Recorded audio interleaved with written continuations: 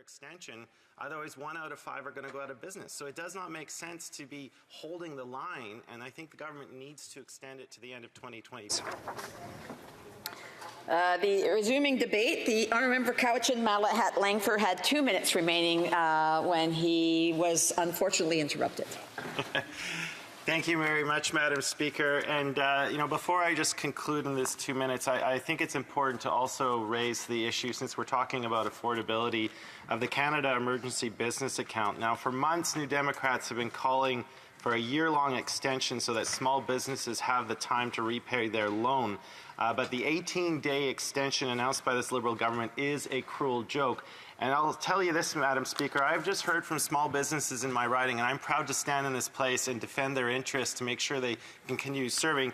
I got an email from a business representative in my riding that said, quote, "Our data shows only 49% of businesses are back to pre-pandemic sales, and our last media release indicated that business startups are at a historical low, and 20%, 1 out of 5, will be out of business by next year if that CEBA loan is not extended to the end of 2024. So, Madam Speaker, given that we have been talking about affordability issues, I think we also need to address the shortcomings on the CEBA. And on behalf of the small businesses in my riding, I urge this Liberal government to listen to them, to listen to the fact, like, how does it make sense to let all of these small businesses fail when a 1-year extension would be so meaningful? So, with that, Madam Speaker, I'll conclude, and I welcome any questions or comments from my colleagues. Questions and comments? The Honourable Parliamentary Secretary, the Government House Leader. Yes, very briefly, Madam Speaker, just in regards to the small businesses, the government has been very supportive of small businesses in Canada and continues to work with small businesses.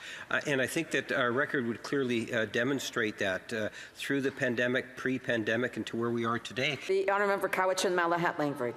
Well, thank you, Madam Speaker. I'll just respond to the first part of the member's intervention, that on small businesses.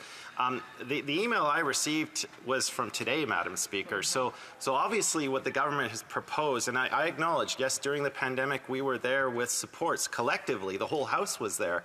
But they are saying that the measures announced by this government is not enough. They need a further extension.